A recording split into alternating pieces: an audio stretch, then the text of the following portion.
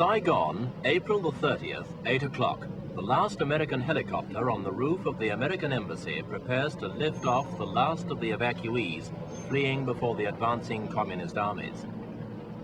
This scene, in fact every scene in this report, was filmed by a UPITN camera team who chose to remain behind in the beleaguered capital to record the final victory of the Viet Cong and North Vietnamese in South Vietnam.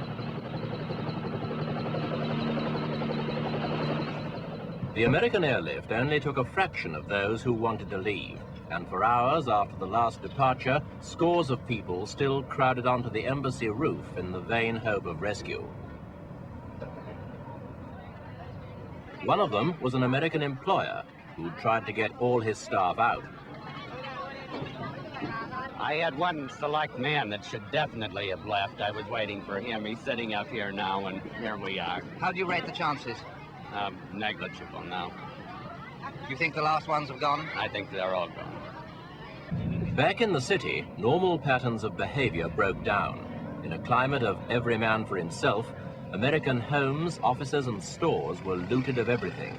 The American embassy was ransacked in a matter of hours, despite a government warning that looters would be shot on sight. What wasn't worth taking was simply junked on the streets.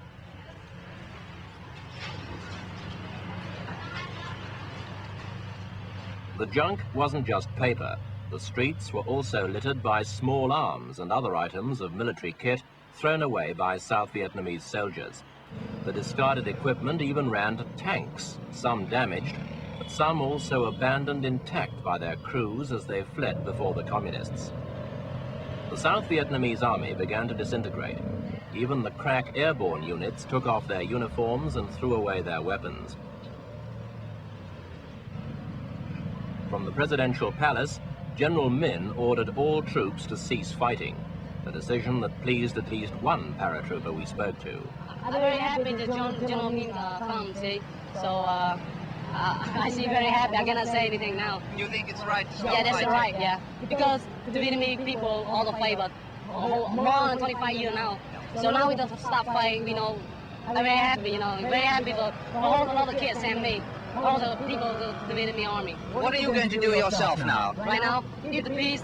If I don't have the job, I can take care of one taxis. I can ride around and make the money every day for my wife and my baby. Everybody happy. Don't want to fight anymore. Not everyone saw defeat so optimistically. This officer shot himself in front of the soldiers' monument a couple of hours before the communists entered the city.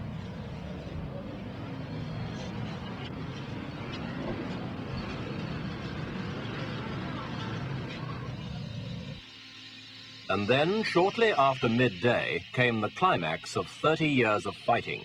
The first North Vietnamese troops entered the city, packed into trucks that flew the red and blue flag of the Communist Provisional Revolutionary Government, the PRG.